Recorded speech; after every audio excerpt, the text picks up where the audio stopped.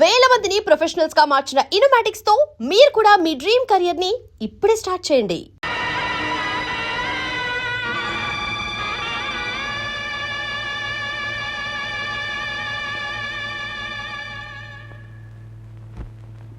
ఎవరండి లోపల? ప్రియమ్మ గారి పెళ్లి అయిపోయిందండి. ఎంత పనిచేసావు ప్రియ.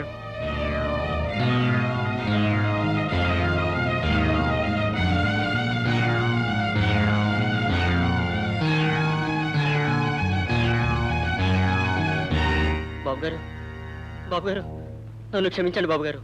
ప్రియమ్మ గారు మీకు పంపించిన ఉత్తరం సంగతి అయ్యగారు తెలుసుకుని మీరు ఆ ఉత్తరం చించి నా మొహాన్ని కొట్టి ఇక మీదట ఆమెకు నాకు సంబంధం లేదు, ఇష్టం వచ్చినట్టు చేసుకోమని అని మీరు అన్నారని అమ్మగారికి నా చేత అబద్ధం చెప్పించారు.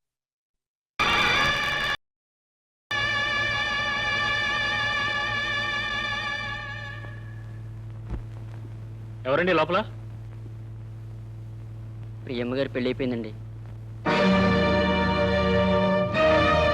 ఎంత పనిచేసావు ప్రియ.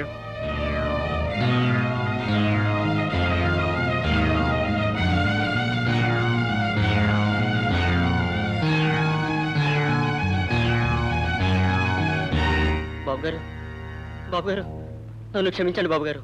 ప్రియమ్మ గారు మీకు పంపించిన ఉత్తరం సంగతి అయ్యగారు తెలుసుకుని మీరు ఆ ఉత్తరం చించి నా మొహాన్ని కొట్టి ఇక మీదట ఆమెకు నాకు సంబంధం లేదు, ఇష్టం వచ్చినట్టు చేసుకోమని అని మీరు అన్నారని అమ్మగారికి నా చేత అబద్ధం చెప్పించారు బాబు.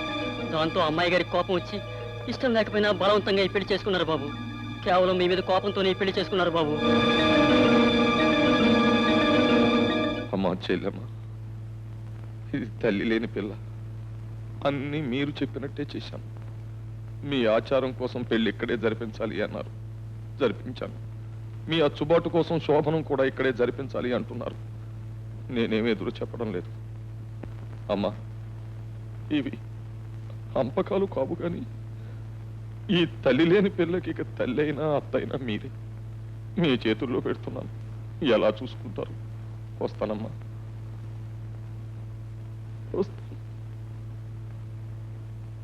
వస్తానమ్మా.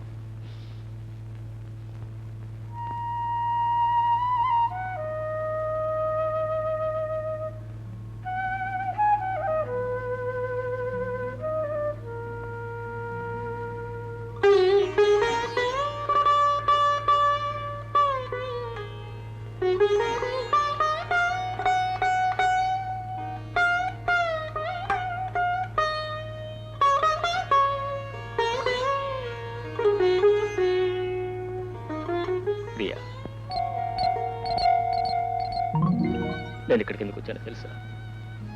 నేను ఊహించుకున్న పెళ్లి కూతురు నా కోసం ఎదురు చూస్తూ ఎంత ఆరాటపడుతుందో కళ్ళారా చూడాలని వచ్చాను. మర్చిపోవాలని ప్రయత్నించి మర్చిపోలేకొచ్చాను. మొక్క నాటేది ఒకడు, పండు కోసేది ఇంకొకడు, పండు కోసేది ఒకడు, దాన్ని తినేది మరొకడు. క్షమించు ప్రియ, నువ్వు నా దానివి కావు. ఇంకెప్పుడు నేను నీ మనసులోకి రాను, నిన్ను నా మనసులోకి రాను.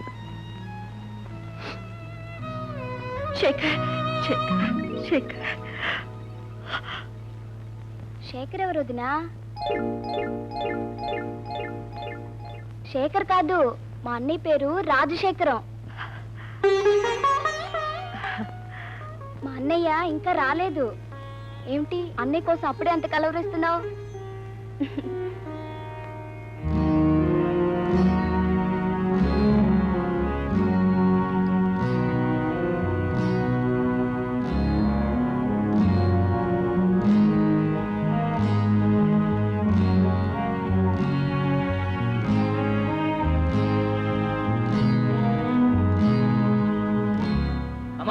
కనిపించారా?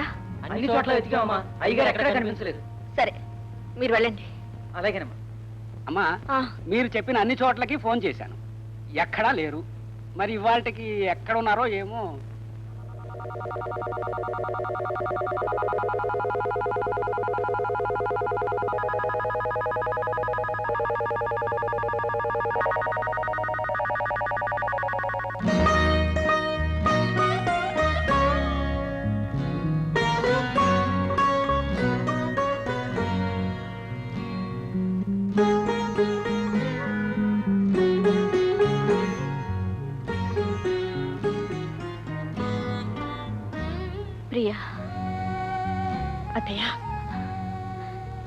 ఏమిటమ్మా ఇక్కడ నిద్రపోతున్నా? ఏ లేదత్తయ్య.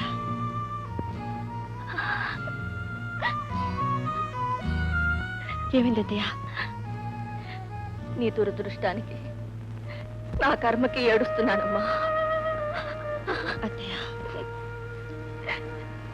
నీ మొదటి రాత్రి ఇలా జరుగుతుందని కల్లో కూడా అనుకోలేదమ్మా.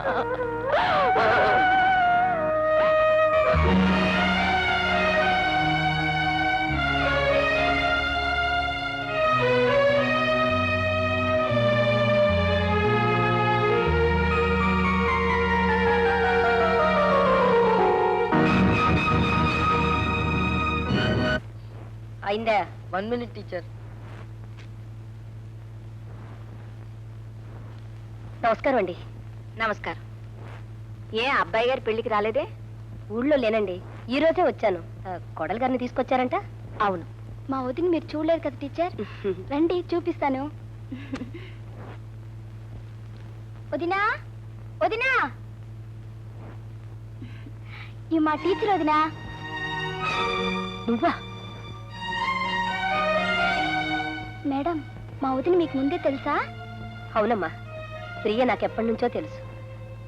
నువ్వు వెళ్ళు, నేను మాట్లాడొస్తాను. నువ్వు ఈ ఇంటి కొడలుగా వచ్చావా?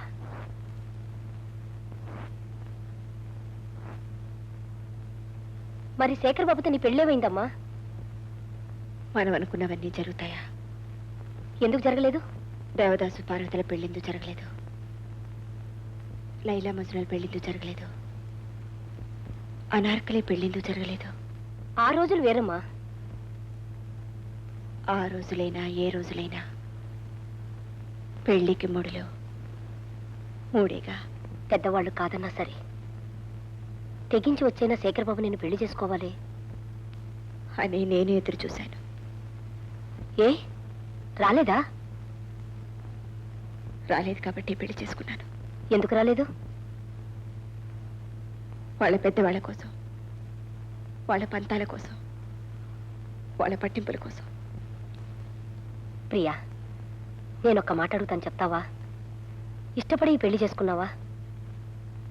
చెప్పు ప్రియా, నిజంగా ఇష్టపడి ఈ పెళ్లి చేసుకున్నావా? ఆ రోజు పార్వతి ఇష్టపడే పెళ్లి చేసుకుందా. అంటే శేఖర్ బాబు నీ మనసులోంచి వెళ్ళిపోయినట్టేగా? లేదు. లేదా? ఇంకా అతనికి నీ మనసులో చోటుందంటే పెళ్లి చేసుకున్న ఇతనికి చోటు లేనట్టేగా? ఉంది. ఏమిటి ప్రియా, ఏమిటి నువ్వు అనేది? నీ మనసులో ఇతనికి చోటుంది, అతనికి చోటుందా? రమాదేవి గారు, మనసు, చోటు, ఉండడం లేకపోవడం కేవలం ఒక కట్టు కదా. చిన్నప్పటి నుంచి ప్రేమించుకుని నిన్నటిదాకా పెళ్లి చేసుకుందామనుకుని ఏ పరిస్థితుల్లోనైనా ఆ పెళ్లి జరగకపోతే వెంటనే ఆ వ్యక్తి ఆ మనసులోంచి వెళ్ళిపోతాడా? ఆ మన్నాడే మరొకరితో పెళ్లి జరిగితే అర్జెంటుగా ఆ వ్యక్తి ఆ మనసులోకి వచ్చేస్తాడా? చెప్పండి, ప్రేమించుకున్న వాళ్ళందరూ పెళ్లి చేసుకోగలరా? పెళ్లి చేసుకోలేనంత మాత్రాన ఆ భర్తలకు మనసు ఇవ్వలేకపోతున్నారా? ఆ భర్తలతో కాపురం చేయలేకపోతున్నారా? చెప్పండి. ప్రేమించటానికి మనసిచ్చిన భగవంతుడు మర్చిపోవడానికి కూడా మనసిచ్చాడు. ప్రేమించిన వాడికి మనసివ్వమని చెప్పిన భగవంతుడు పెళ్లి చేసుకున్న వాడికి కూడా ఆ మనసులో చోటు ఇవ్వమని చెప్పాడు. ఏ మనిషికి ఒకే మనసు ఉండదు.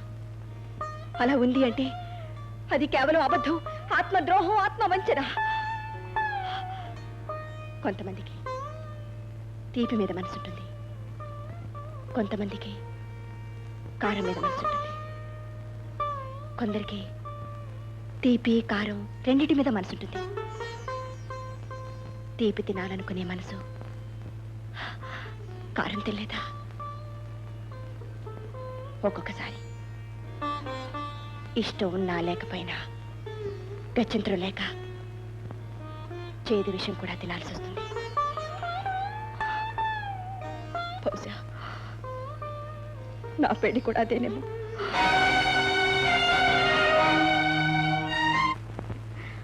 వదినా అక్కడ అందరూ కూర్చున్నారు, నీకు అలంకారం చేయాలంట, రమ్మంటున్నారు. ఈ శవానికి ఎందుకులేమ్మా అలంకారం? తప్పమ్మా, ఆ మాట అనుకో. నిన్న జరిగింది మర్చిపో, ఇంకెప్పుడు అలా జరగదు. మీ ఇష్టం అత్తయ్య. ఈ ఇంటి కోడలుగా వచ్చాను. మీరేం చెప్పినా, ఏం చేయమన్నా సిద్ధంగా ఉన్నాను.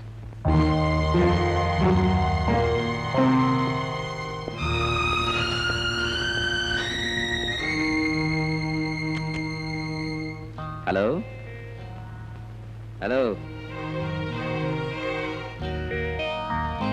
Good evening. సారీ, రాత్రి నిన్న మన మొదటి రాత్రి రానందుకు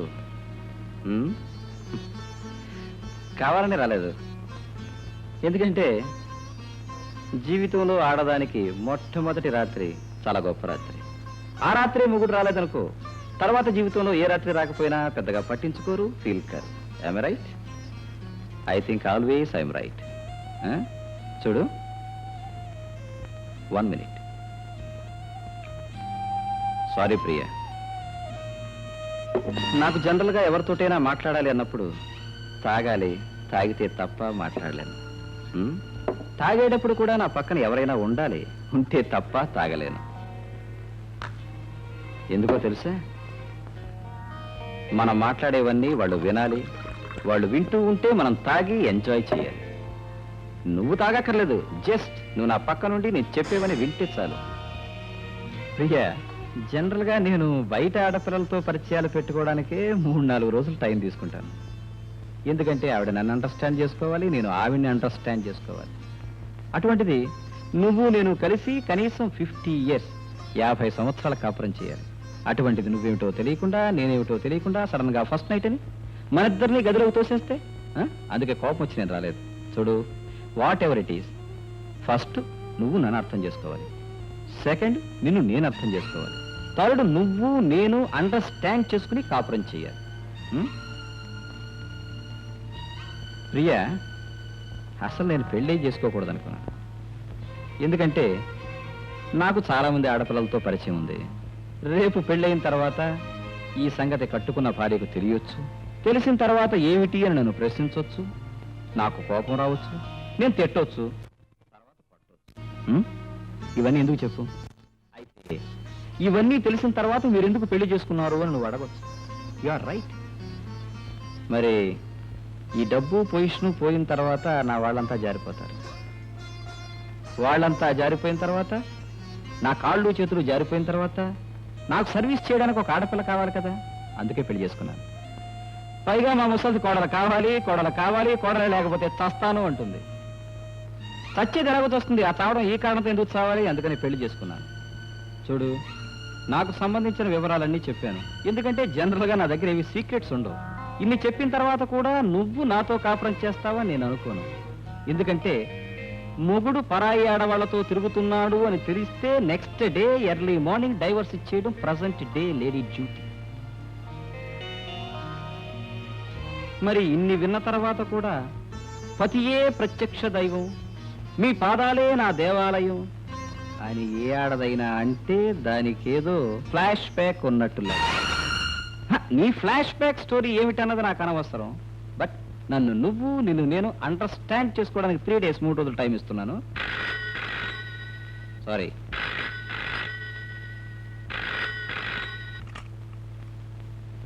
హలో,